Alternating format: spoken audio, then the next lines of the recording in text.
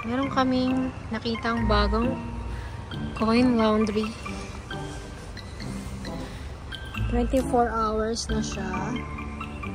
Tapos, nakakatuwa kasi pwede kang magtambay sa loob. Ayan yung itsura niya sa loob. Ayan.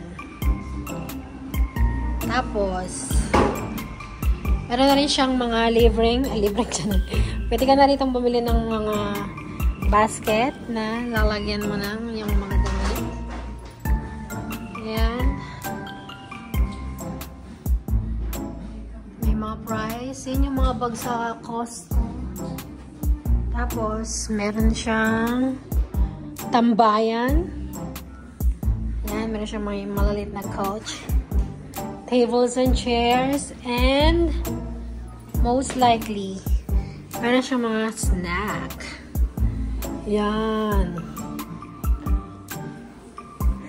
Parang masarap tong hot cocoa. Yan. So, bibili tayo ng hot cocoa. Wow, masarap. Bili tayo.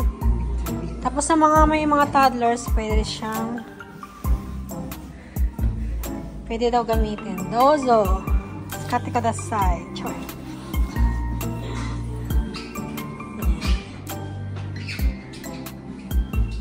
Kit na. Wala, tinitinda pala to. 1,000 daw. Grabe, tinatapon ko lang mga ganito ko. Yan.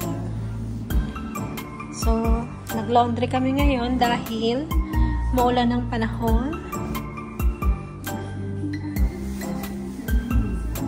Yan. Dito naman sa section na to ay labahan ng mga sneaker.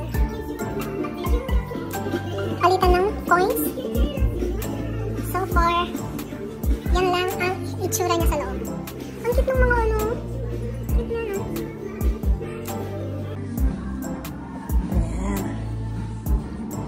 Bibili tayo ng hot cocoa. Ito na mag-os. Kano?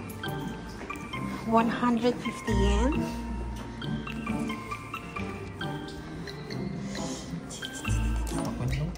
Fine lang. Ganda yan. Hot.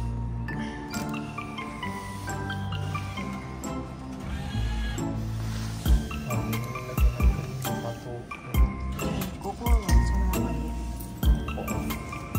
Ice lang. Wait natin siya. Parang isa siya nila panagad. Makita ka lang.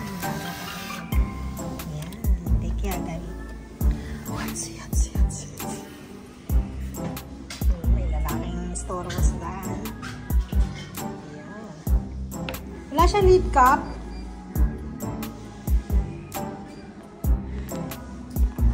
Tingin akong takip. Kapunay. Yan na yung loob niya. And here's our hot cocoa. Walang takip. Bye, guys! Ayan yung